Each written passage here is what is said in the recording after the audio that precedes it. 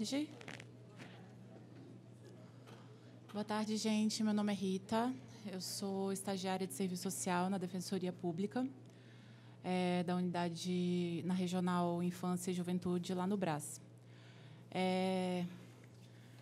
Dia difícil para todos nós, acredito.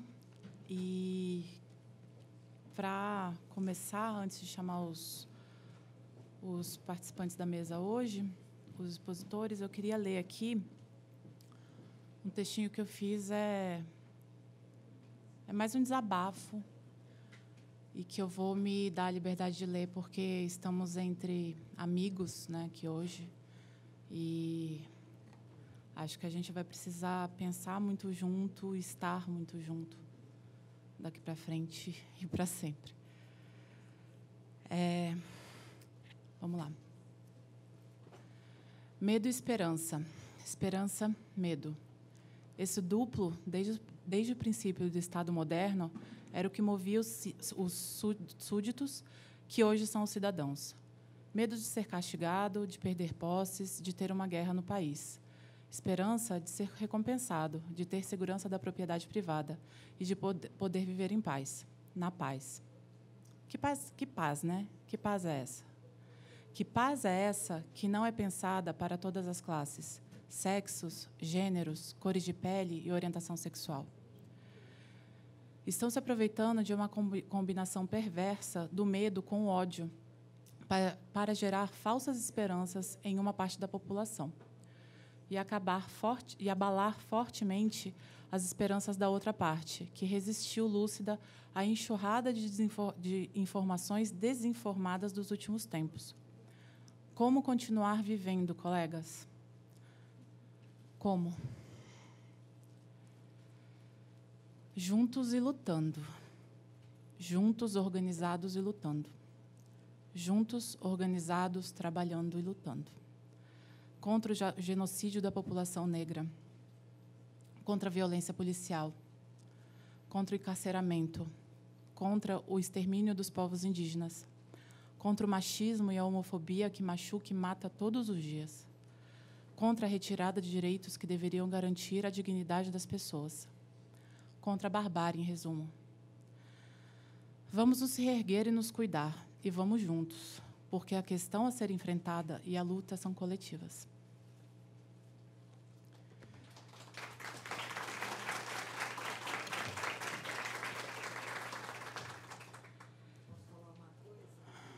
Fala, doutora Fernanda. Ganhou, certo? Nós estamos aí. Juntos. Ele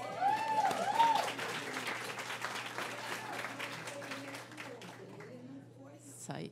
Ainda falta o dia 28. Isso aí. São Judas.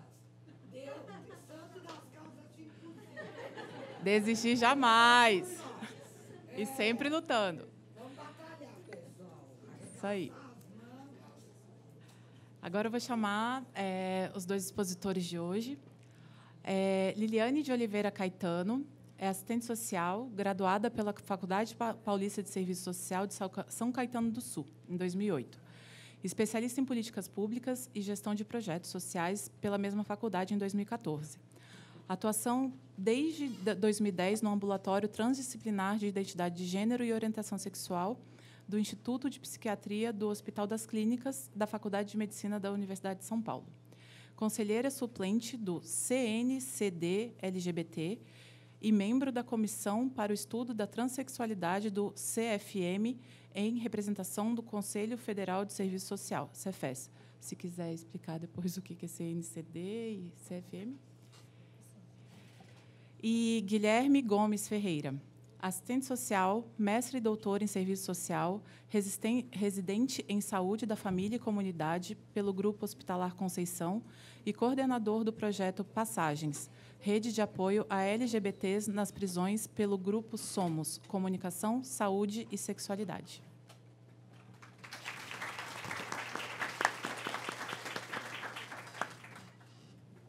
A ordem, vocês...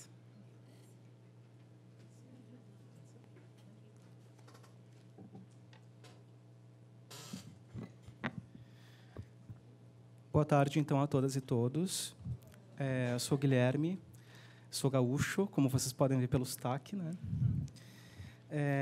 Eu tinha pensado uma fala, mas depois de ontem eu acho que não poderia falar de outra coisa, iniciar minha fala de outra maneira, a não ser dizendo, né, que a gente vive tempos de medo, né, tempos de incerteza, tempos de luta também, mas que, do meu ponto de vista, o tema da sexualidade e do gênero nunca esteve tão conectado, né, tão necessário ao tempo que a gente vive. Eu acho que não é por acaso que nós tivemos esse número tão alarmante, né, de votos a esse candidato que nós não queremos, né, no Brasil, governando o Brasil, por vários motivos que nós sabemos, porque o conservadorismo e a insegurança, o medo, eles alimentam o autoritarismo, né? Então, na medida que a gente vive momentos de crise, crises econômicas, crises culturais, a nossa tendência é se voltar para pessoas com discursos autoritários que, simplificadamente, dizem que vão resolver a situação. E a gente sabe que não vão resolver, porque as nossas suas experiências, né, são complexas, demandam muitas ações multifacetadas. E é um tempo que a gente, então, tem que cada vez mais fortalecer, como disse a Rita, né, para combater essa onda de ódio, né, de violência que assombra a nossa vida, sobretudo quando a nossa vida é uma vida que não vale a pena, né, de acordo com essas pessoas, uma vida que é precária, que precisa de muita luta para ser sobrevivida, e que é a vida dos jovens que a gente pretende debater hoje, né? Os jovens que estão nisso que a gente chama de sistema penal juvenil, o sistema socioeducativo, ou o sistema de garantia de direitos. São jovens negros, né? Jovens negros e negras, LGBTs, pobres. E então, para mim está sendo difícil falar também, porque acho que estamos todos um pouco de ressaca, né? Sem saber muito o que dizer, sem esperança, talvez, mas eu acho que temos que ir para a luta, né? Não acabou, né? Ele não foi eleito e a gente tem que se fortalecer em razão disso. Eu queria começar falando, não sei quem é que vai passar os slides. Pode passar? Eu pensei em primeiro falar um pouco desse tema, que é o gênero e a sexualidade, que é o tema da nossa mesa, para que a gente tenha mais ou menos a mesma ideia do que significa isso. Depois, pensar como é que o tema da juventude se insere na relação com gênero e sexualidade do ponto de vista também dissidente, ou seja, dos jovens LGBTs. Depois, como é que o sistema penal juvenil, né, trata essa questão.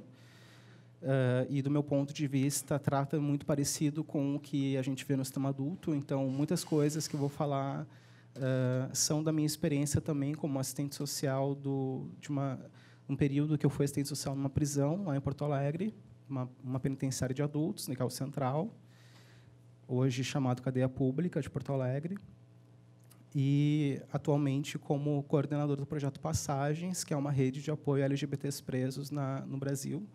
Então, é um mapeamento nacional que nós temos feito da situação de tratamento penal dessa população. E, quando eu digo tratamento penal, eu falo não só de adultos, mas de jovens. Então, nós temos ido em estabelecimentos também socioeducativos para saber como é que são as experiências dessas pessoas. E, por fim, então, pensar as aproximações e distanciamentos com o sistema de justiça adulto. Pode passar.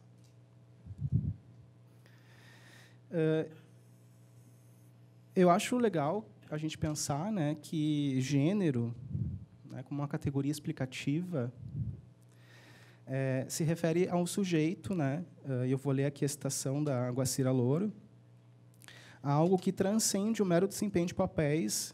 A ideia é perceber o gênero fazendo parte do sujeito, constituindo. O sujeito é brasileiro, negro, homem.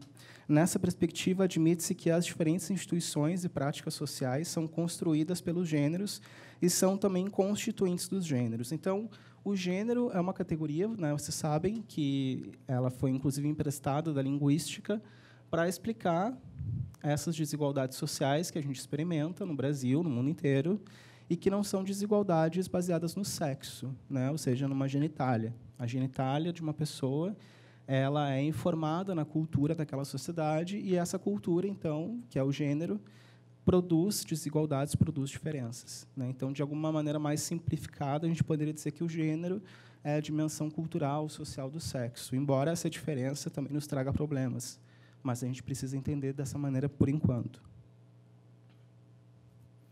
Como que a gente aprende, né, a ser de um gênero específico, né? Como que a gente aprende a ser homem e a ser mulher? Esse aprendizado, ele vem de muito cedo, né? Vem de várias instituições, da família, da escola, dos sistemas de linguagem, do sistema de justiça.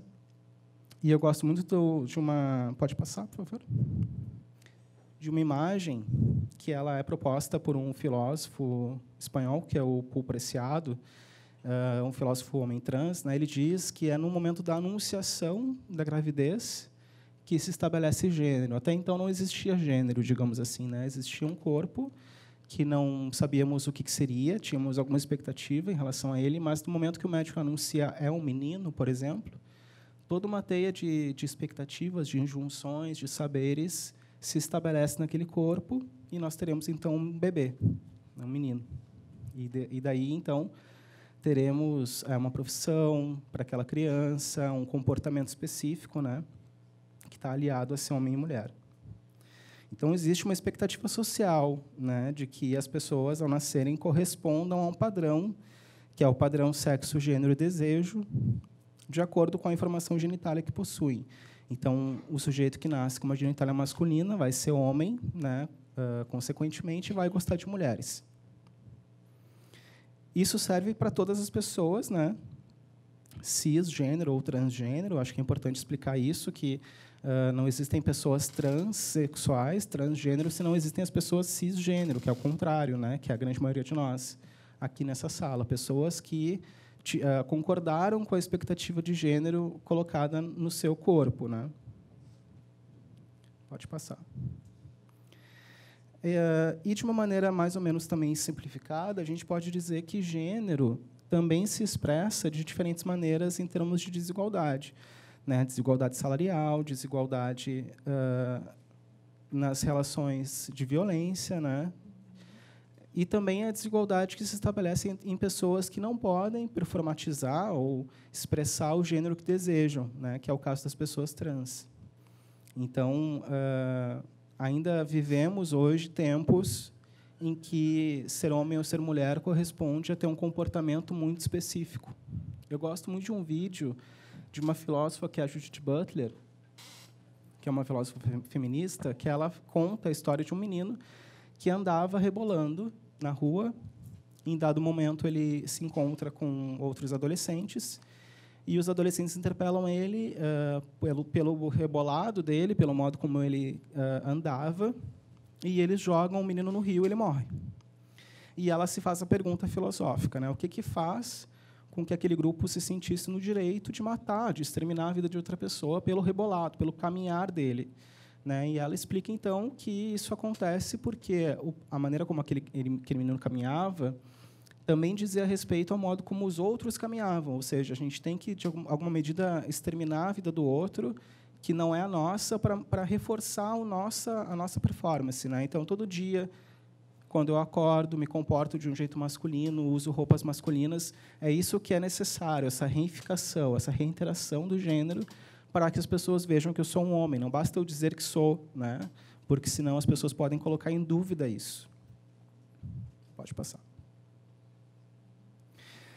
Do mesmo jeito, a sexualidade, né, também existe um padrão, considerado não apenas coerente, como referência de sexualidade. Então, todas as nossas instituições são heteronormativas, por excelência.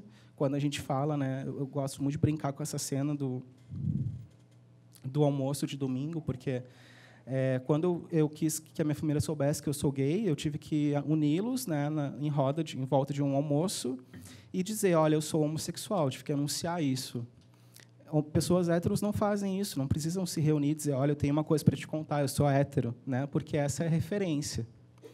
E é a referência de toda a sociedade. Então, é muito engraçado quando a gente fala, assim, a gente escuta, né, as pessoas dizerem que a sexualidade ela é do campo do privado, e não precisa, não é necessário que os homossexuais expressem isso na vida pública. Não precisa. Para quê? Para que se beijar na rua? Para que se comportar desse jeito, afeminado, escandaloso? Eles querem fazer a gente engolir goela abaixo isso agora, né? Agora é moda ser homossexual, tem o representante, tem o cotista gay na novela. E, no entanto, eles não percebem que a heterossexualidade está em todas as coisas, né?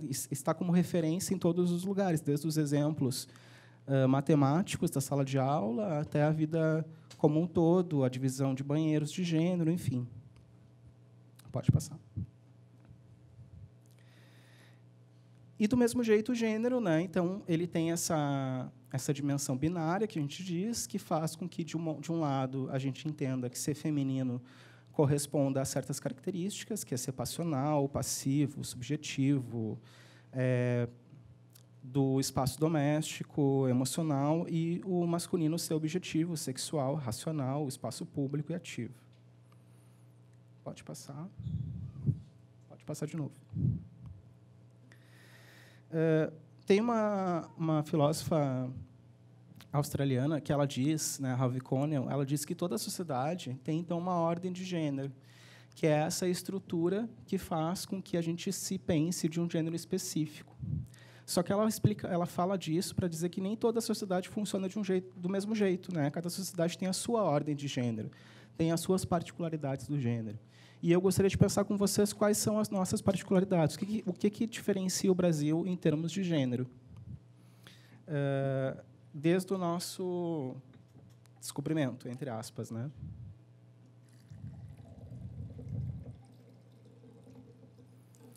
A gente pode pensar, por exemplo, que o Brasil é o quarto no mundo que mais mata mulheres, né? Então, isso é uma dimensão, né? Violência estrutural em relação às mulheres e ao feminicídio. A gente pode pensar que, se, de um lado, a violência doméstica contra mulheres brancas diminuiu 10%, contra mulheres negras aumentou 54% nos últimos 10 anos. Então, é uma violência racializada.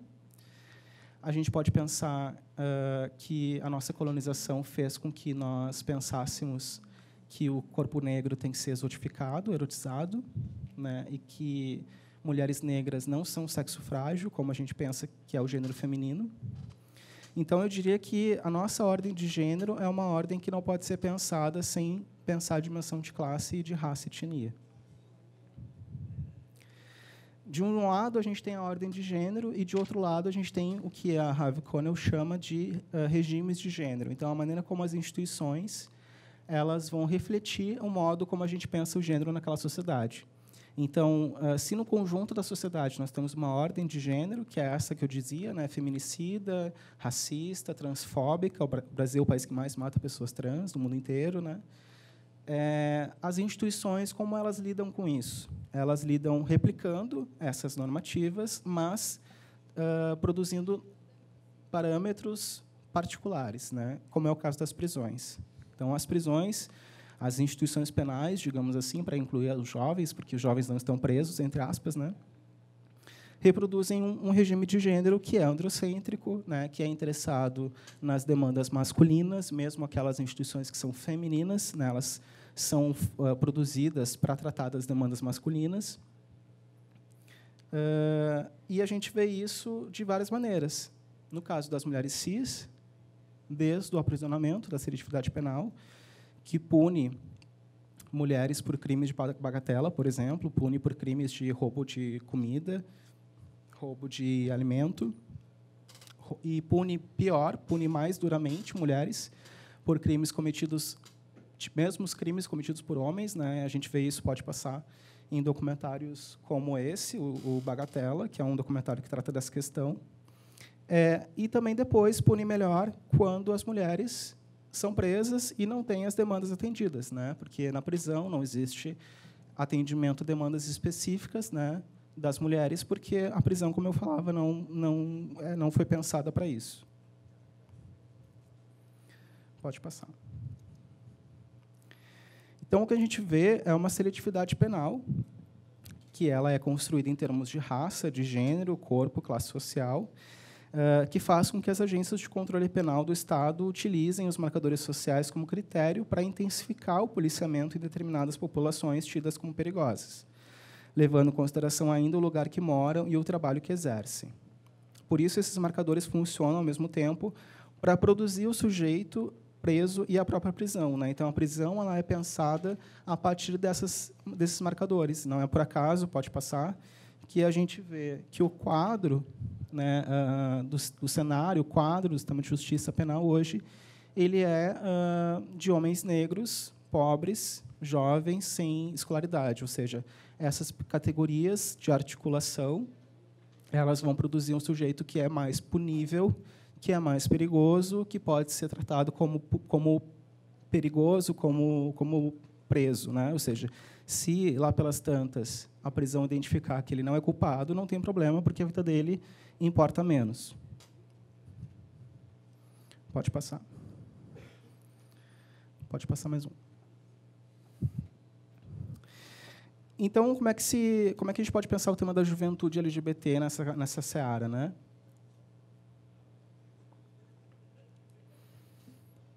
Em primeiro lugar, eu acho que é interessante pensar que a juventude, né, ela é tratada como fase de vida que não possui condições de pensar a si mesma, né? Então, tudo é transitório e indefinido. Então, nessa etapa da vida dos sujeitos, se, de um lado, a sexualidade, o gênero, não é considerado relevante, porque aquela pessoa está pensando no que ela quer da vida dela, por outro lado, tem pessoas que dizem que jovens não fazem sexo, não devem fazer sexo. Jovens, crianças, não têm capacidade de pensar a sua identidade, né? E a gente vê isso com exemplos bastante importantes, como foi o caso lá em Porto Alegre do Queer Museu, vocês devem ter ouvido falar, né? Aquela exposição de arte que foi acusada de criminosa por tratar do tema da sexualidade na infância. E eu acho que é um tema bastante poroso mesmo, né? A gente tem alguns, por exemplo, de um lado, o ECA, por exemplo, que estabelece algumas questões, mas não temos muita discussão sobre isso, né? Eu, por exemplo, como criança, eu era uma criança viada. Eu já sabia que eu era homossexual. Mas a gente tende a pensar que a criança não pode falar disso. Não é nem a questão de ela está se descobrindo, ela está pensando sobre o que ela quer, mas é total negação da possibilidade de pensar a si mesma. E, do mesmo jeito, a gente sabe que tem crianças que, já na infância, depois na adolescência, vão assumir ser transexuais, porque essa experiência de identidade de gênero também pode se assumir desde a idade mais tenra, né? Então, a gente tem, em primeiro lugar, isso. Depois, né, a sexualidade e a identidade, do mesmo jeito, são tratadas como passageiras, quando dissidentes da norma. Então, se aquela adolescente, por exemplo, está se descobrindo homossexual ou transexual, a família, as instituições religiosas de educação vão tratar aquilo como uma fase. Não, se ela for heterossexual. Se ela for heterossexual, então está bem. Então, ela sabe exatamente o que ela quer. E também são invisíveis, né, e ficam em um não lugar, que não podem ser exercidas, pois menor de idade não faz sexo, né? Eu trabalhei durante muitos anos, trabalho ainda no Somos, que é uma ONG LGBT de Porto Alegre, que tem esse projeto, que é o Passagens, né, que é a rede de apoio a LGBTs presas, e nós trabalhávamos muito tempo com a questão da saúde. Nós fazíamos atividades em espaços de sociabilidade homossexual jovem, né, entre pares. Naquela época eu era jovem, né? E a gente fazia atividades de distribuição de preservativo, né, sensibilização para temas culturais e de direitos humanos. E um dos temas que a nossa cidade vivia naquele período, 2009, 2010, é que não existiam espaços de sociabilidade para a juventude gay, homossexual, LGBT, né? Lésbicas, também bissexuais, transexuais. E aí elas iam para um espaço cultural da cidade e elas faziam sexo lá, né? Elas faziam sexo no banheiro, faziam sexo na praça.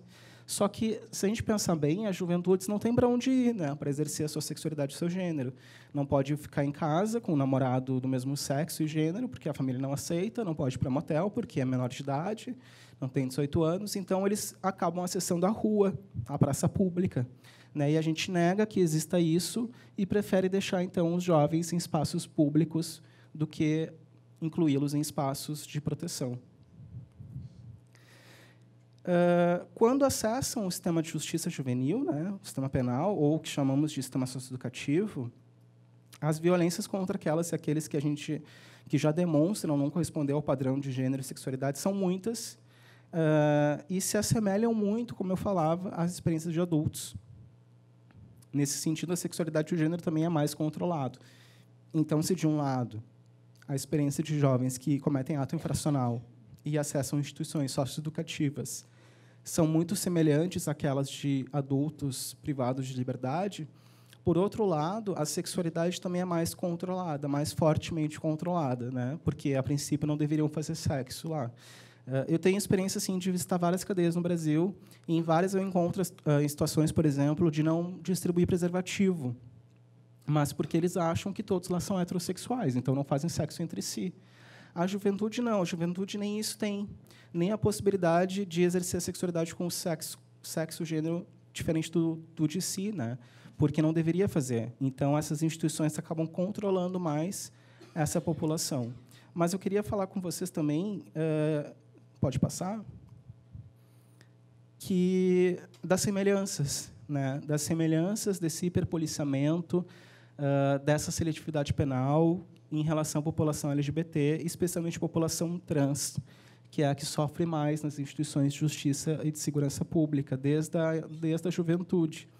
Na minha pesquisa de doutorado, que eu fiz um mapeamento da situação de tratamento penal no mundo para a população trans, eu identifiquei várias narrativas de pessoas trans que já sofriam hiperpoliciamento, já sofriam uma carga de seletividade penal desde a juventude. E daí eu queria trazer para vocês algumas narrativas. Essa é de uma travesti, bastante importante lá em Porto Alegre, no movimento trans. Hoje já tem 60 anos, mas 52, que ela viveu essa experiência na ditadura. Eu conheci a Grace, que me convidou para ir para a Caixa d'Água, que era um espaço onde elas se prostituíam. E aí botei uma tirinha na cabeça, um brinquinho, uma maquiagem, e fui para lá. E ganhei dinheiro. Aí, a partir dali, eu estudava de noite, saía do colégio e ia para a Caixa d'Água. Aí, depois, ali eu aguentei todinha a ditadura. Aí, o primeiro e o segundo dia, eu achei uma graça sair correndo da polícia depois. Depois eu vi que presenciei, aconteceu coisas comigo horríveis, né? Não sei como eu não morri. Estou hoje aqui. Tanto no Brasil inteiro. E aqui até dentro da água, daquelas coisas que tem dentro. Tem ainda, existe a Caixa d'Água na Avenida Independência.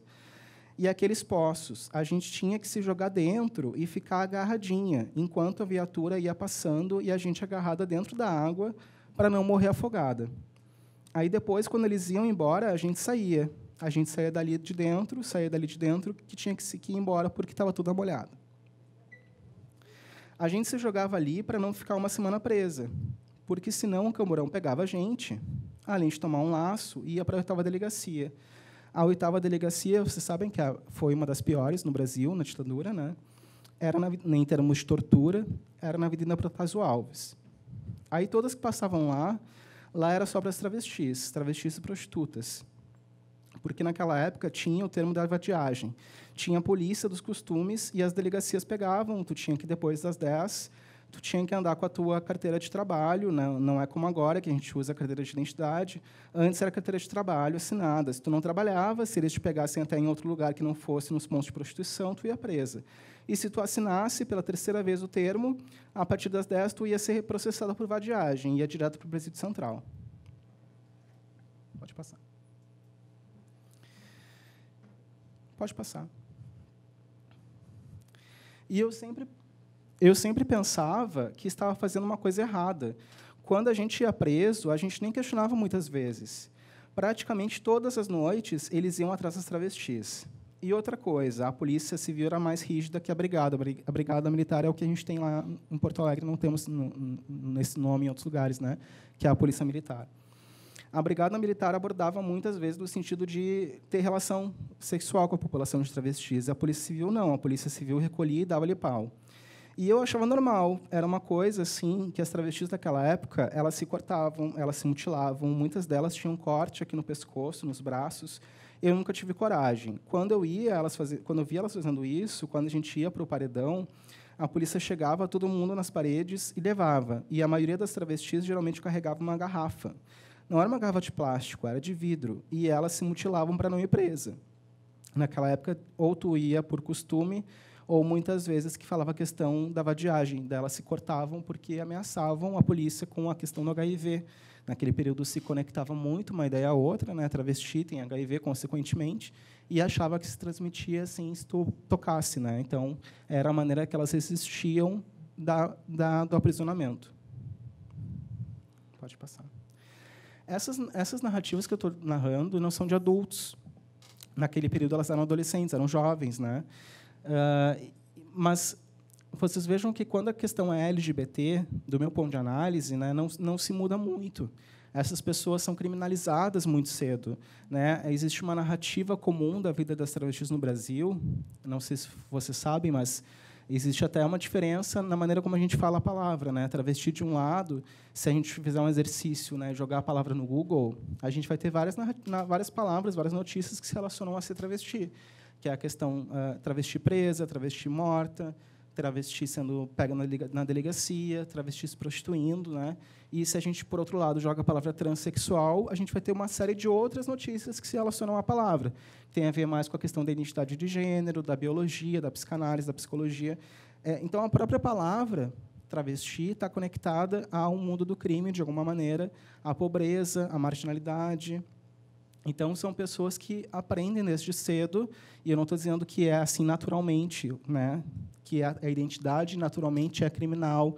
Eu estou dizendo que é assim que é colado no social. É assim que nós nós aprendemos a entender, né? Não é à toa que nós temos no nosso imaginário, alguns de nós, a ideia de que travesti carrega gilete embaixo da língua, por exemplo, né? Porque é isso que nos dizem. Então, são pessoas criminalizáveis muito facilmente. E que, desde cedo, porque saem cedo de casa, porque são expulsas de casa, têm que aprender a se virar na rua, né? Têm que aprender a se virar se prostituindo. 90% das travestis no Brasil são prostitutas, isso é um dado do movimento social. E têm que aprender, às vezes, até cometendo crimes, né? Por isso, a ideia também a ideia do Michel Misse, né, de sujeição criminal, é tão importante, porque são pessoas que não veem outra saída para suas próprias vidas, às vezes, né?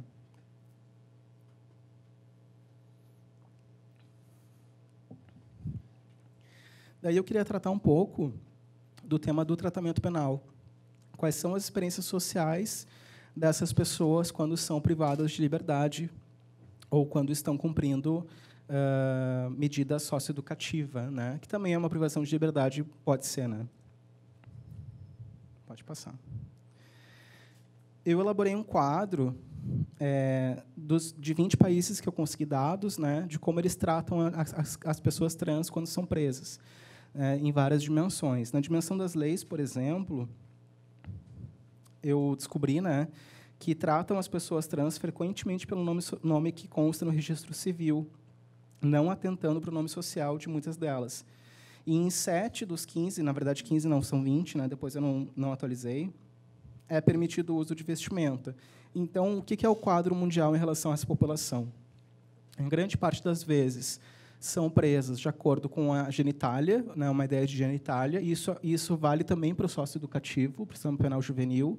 Né, as instituições do sistema penal juvenil prendem travestis e transexuais de acordo com a genitália, vão para casas de atendimento masculino ou feminino de acordo com a genitália, não com a identidade social.